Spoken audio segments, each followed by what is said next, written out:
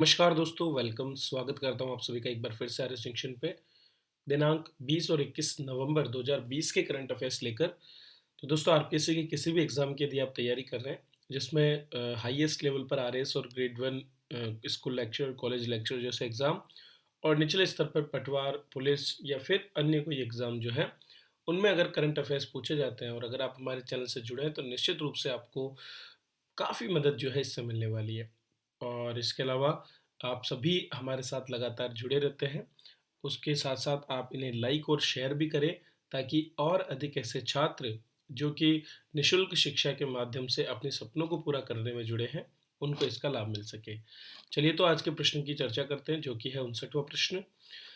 और ये प्रश्न जुड़ा हुआ है एनर्जी एफिशिएंसी से। तो दोस्तों, देश भर में एनर्जी एफिशिएंसी के क्षेत्र में काम करने वाली संस्था ईईएसएल ने भारत के पहले कन्वर्जेंस प्रोजेक्ट को शुरू करने के लिए एक राज्य से समझौता किया है और आपको उसका नाम बताना है। तो देश का पहला ऐसा राज्य जिसने इस कन्वर्जेंस प्रोजेक्ट, जो कि गवर्नमेंट ऑफ इंडिया का एक महत्वाकांक्षी प्रोजेक्ट है, उसे लागू करने की जो है शुरुआत की है, वो है गोवा। चलिए मैं इस प्रोजेक्ट पे बात करता हूँ कि इस प्रोजेक्ट में क्या कुछ होने वाला है। लगातार हम देख रहे हैं कि रिन्यूएबल एनर्जी को बढ़ाने का प्रयास किया जा रहा है, और गोवा ने अब इस कन्वर्जेंस प्रोजेक्ट को शुरू करके और न केवल स्वच्छ ऊर्जा की प्राप्ति बल्कि इसकी बचत की ओर भी जो है प्रयास किए हैं। इस प्रोजेक्ट से बिजली कंपनियों में सुधार किए जाने से स्वच्छ ऊर्जा की प्राप्ति होगी और आगामी 25 वर्षों की अवधि में गोवा को 2500 करोड़ से भी अधिक रुपए की बचत होगी। इस समझौता ज्ञापन के तहत ईईएसएल एवं डीएनआरई व्यवहार्यता अध्ययन और उसके बाद विकेंद्रीकृत सौर ऊर्जा परियोजनाओं के कार्यान्वयन को अंजाम देंगे। अब देखो होगा क्या। अभी तक क्या हो रहा है दोस्तों, जब भी हम सौर ऊर्जा लगाते हैं तो कई बार ऐसा होता है कि सौर ऊर्जा जिस जगह पर लगाई जाती है, या फिर अगर उसे किसी भी कंपोनेंट में आप लगा रहे हो, कुसुम योजना के माध्यम से किसानों को सौर ऊर्जा उपलब्ध कराने के प्रयास किए जा रहे हैं। तो कहीं पर भी अगर ऐसा किया जा रहा है तो उसमें ये नहीं देखा जाता कि उसके ट्रांसमिशन या फिर अन्य गतिविधियों में कितने खपत होने वाली है, कितना खर्चा होने वाला है। तो इसके लिए आवश्यक है कि जो हमारा सिस्टम है, वो सिस्टम जो है जो हमारा इलेक्ट्रिक जो अवसंरचना है, उस अवसंरचना में बदलाव करके उसको ऐसा बनाया जाए कि उसकी दक्षता में वृद्धि हो।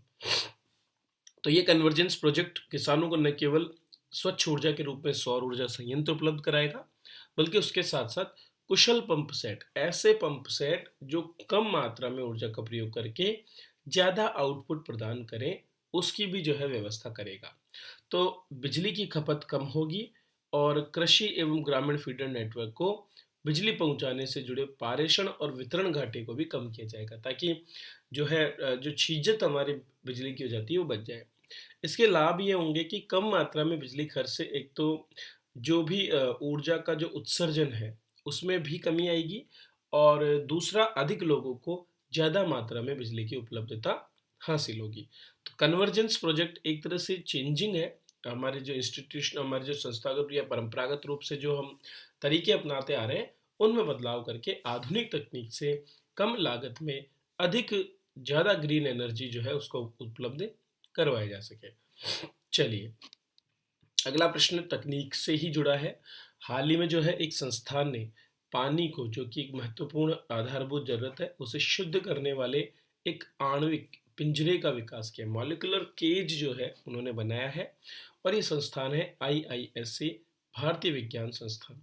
तो भारतीय विज्ञान संस्थान बेंगलुरु के वैज्ञानिकों ने जो हमारे मॉलिक्यूल्स होते हैं, अर्थात नैनो लेवल पर काम करते हुए अणुओं से पिंजरे जैसी एक संरचना विश्लेषित की है, जो सूर्य के प्रकाश की उपस्थिति में पानी में घुल जाता है और उसमें मौजूद रोगजनक बैक्टीरिया को खत्म कर देता है। इसको नाम दिया गया है PMB1। तो PMB1 जो है एक तरह से हम कह सकते हैं कि एक नेचुरल एंजाइम है, और ये पानी को शुद्ध करता है। इसके इसका उपयोग जो है आप बड़े-बड़े तालाबों या जलाशयों के पानी को भी शुद्ध करने में कर सकते हैं, क्योंकि ये ओपन एरिया के वाटर बॉडीज़ है जहाँ पर बड़ी मात्रा में सूर्य का प्रकाश उपस्थित होता है। तो प्रकाश की उपस्थिति में यह आणविक पिंजरा जो है प्रतिक्रियाशील ऑक्सीजन उत्पन्न करता है। आपको पता होगा कि जैसे हम H2O2 हाइड्रोजन पेरोक्साइड का प्रयोग भी जो है जल के शुद्धिकरण या बाकी चीज़ों के लिए करते हैं। तो प्रतिक्रियाशील ऑक्सीजन में ऐसे ओपन जो मुक्त इलेक्ट्रॉन्स या फिर मुक्त अणु उपलब्ध होते हैं, जो इस तरह से किसी भी प्रकार के बैक्टीरिया को समाप्त करने की क्षमता रखते हैं। यह बैक्टीरिया को आकर्षित करता है और इसका विकास सुप्रामोलिकुलर रसायन के सिद्धांत पर हुआ है। पहली बार ऐसे किसी आणविक पिंजरे का विकास किया गया है जो न केवल बैक्टीरिया रोधी है बल्कि घुलनशील भी है, अर्थात आप पानी में उसको घोल सकते हो। अभी तक क्या होता था, अभी तक के जितने भी एजेंट थे वो घुलनशील नहीं थे। हालांकि आणविक पिंजरे का उपयोग प्रेरक के तौर पर स्मार्ट मटेरियल के विकास में, दवाओं की आपूर्ति और सेंसर आदि में भी किया जा सकता है ताकि इन चीज़ों को शुद्ध रखा जा सके। तो आने वाले टाइम में जल शुद्धि के लिए घुलनशील एक एंजाइम के रूप में, बैक्टीरिया रोधी तत्व के रूप में इस PMB1 का प्रयोग हो सकेगा। दोस्तों, हाल ही में एक पुस्तक लिखी गई है ए प्रॉमिस्ड लैंड, जो कि अखबारों में काफ़ी चर्चा में है।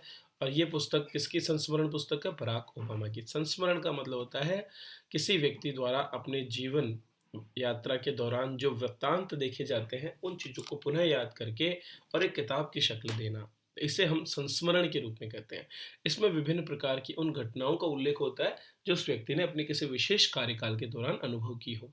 याद रखिए, ये जीवनी से अलग है। इसे जीवनी ना समझे, आत्मकथा ना समझे। जीवनी किसी अन्य व्यक्ति द्वारा किसी अन्य व्यक्ति के जीवन पर लिखी जाती है।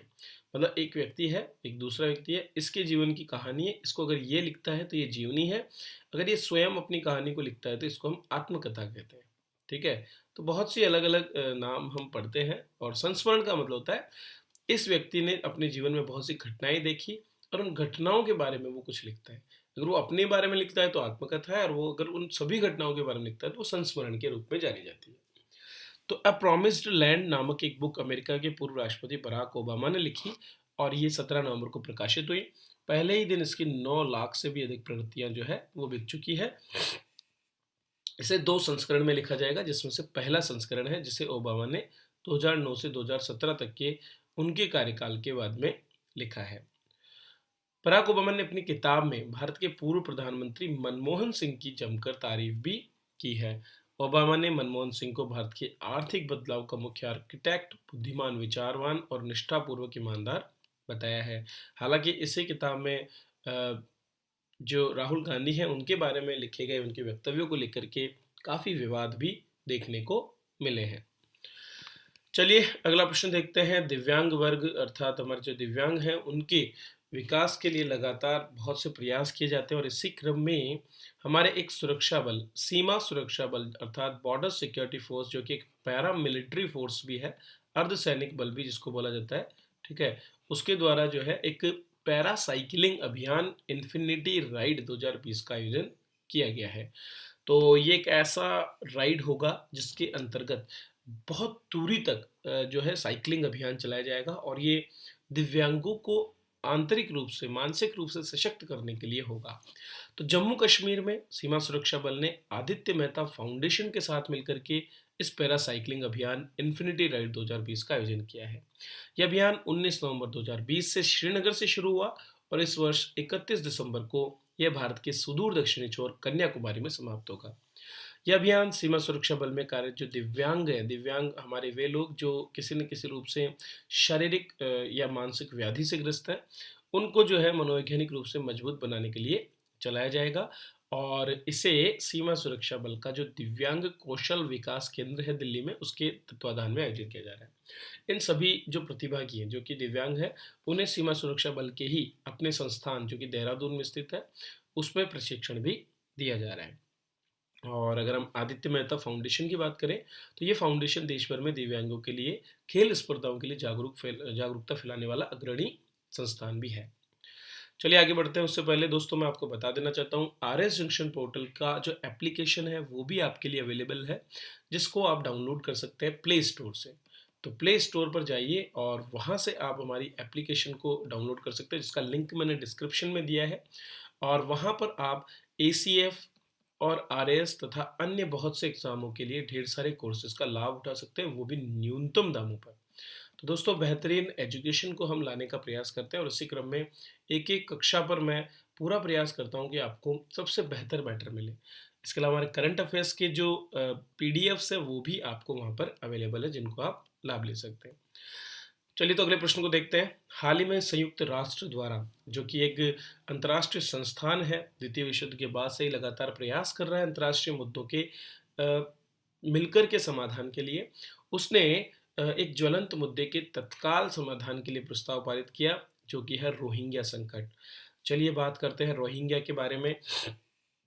रोहिंग्या दोस्तों मुसलमानों की एक नस्ल है, प्रजाति है, जो कि म्यांमार क्षेत्र में है।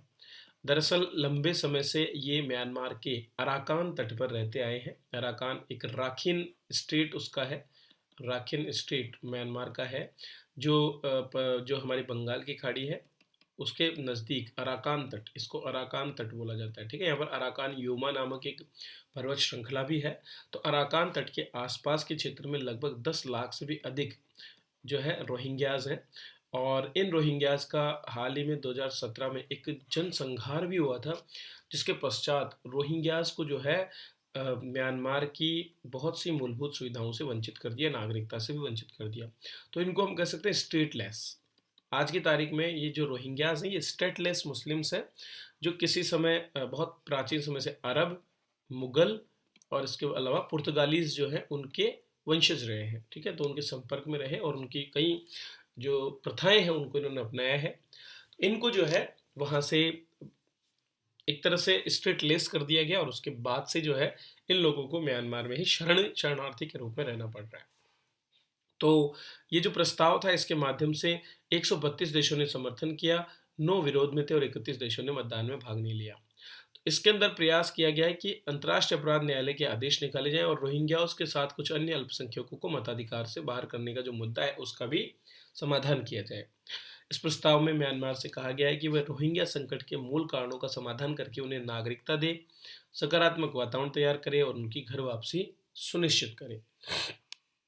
इस प्रस्ताव में विस्थापित रोहिंग्याओं को मानवीय आधार पर शरण देने के लिए बांग्लादेश सरकार की प्रशंसा भी की गई है और बाकी देशों को भी कहा गया है कि वे बांग्लादेश को उसके इस प्रयास में सहायता करें। अंतर्राष्ट्रीय राजनीति का एक और मुद्दे पर जो प्रश्न है उसको हम देख लेते हैं दोस्तों। निम्नलिखित में से किन देशों द्वारा दक्षिणी चीन सागर और प्रशांत के जो देश हैं उनमें चीन का जो बढ़ता प्रभाव है, ठीक है, उसको कम करने के लिए समझौते पर हस्ताक्षर किए गए। दक्षिणी चीन सागर हमेशा से एक विवादित क्षेत्र रहा है, ठीक है, और इस विवादित क्षेत्र में ये आपके चीन, जापान और बाकी अन्य देशों से घिरा हुआ एक क्षेत्र है, जहाँ पर चीन द्वारा हमेशा से ही अपना प्रभुत्व या दबदबा कायम करने का प्रयास किया गया है। और यहाँ पर ही जो है इसे एड्रेस करने के लिए हाल ही में जापान ने ऑस्ट्रेलिया के साथ मिलकर के एक द्विपक्षीय समझौते पर हस्ताक्षर किए हैं, ताकि इस रक्षा समझौते के माध्यम से ऑस्ट्रेलिया की मदद भी प्राप्त की जा सके। जापान के प्रधानमंत्री योशिहिदे सुगा जो नए प्रधानमंत्री हैं और ऑस्ट्रेलिया के प्रधानमंत्री स्कॉट मॉरिसन के बीच में चीन सागर और प्रशांत जो द्वीपीय देश है उनके में इन क्षेत्रों में चीन के प्रभाव को रोकने के लिए ये समझौता किया गया है। हाल ही में दोस्तों 4 देशों के गठबंधन, जिसको हम क्वाड गठबंधन बोलते हैं, क्वाड्रिलेटरल जो डायलॉग के लिए गठबंधन यहाँ पर बना है, QSD जिसको हम बोलते हैं, क्वाड्रिलेटरल सिक्योरिटी डायलॉग, ठीक है, उस गठबंधन में जिसमें अमेरिका, भारत, जापान और ऑस्ट्रेलिया शामिल है, उनके विदेश मंत्रियों की टोक्यो में बैठक हुई थी और उसके बाद में ये समझौता किया गया है। तो इसका परिणाम क्या होगा? जापानी और ऑस्ट्रेलियाई सैनिक मिलकर के प्रशिक्षण कर पाएंगे, संयुक्त अभ्यास आयोजित करेंगे, कहाँ? दक्षिणी चीन सागर क्षेत्र में। इससे दोनों के बीच न केवल रक्षा संबंध मजबूत होंगे, बल्कि चीन को भी एक मजबूत चुनौती ये दे पाएंगे। अगर मैं क्वाड की बात करूँ तो क्वाड को चतुर्भुज सुरक्षा संवाद या क्वाड्रिलेटरल सिक्योरिटी डायलॉग कहा जाता है, जिसे संयुक्त राज्य अमेरिका, जापान, ऑस्ट्रेलिया और भारत के बीच एक अनौपचारिक रणनीतिक मंच के रूप में जाना जाता है। और ये लगातार शिखर सम्मेलन, सूचना आदान प्रदान और सैन्य अभ्यास करता है। हाल ही में आपने देखा होगा अभ्यास जो मालाबार अभ्यास चल रहा है उसमें ऑस्ट्रेलिया को सम्मिलित करते हुए एक क्वाड का ही आप इसको बोल सकते हैं कि जो क्वाड कंट्रीज़ हैं उन कंट्रीज़ का ही एक सैन्य जो मिशन है वो हो गया है और सभी मिलकर के प्रैक्टिस कर रहे हैं, अभ्यास कर रहे हैं। तो आने वाले समय में इन चारों देशों को एक साथ मिलकर के काम करने में ये मदद कर रहा है।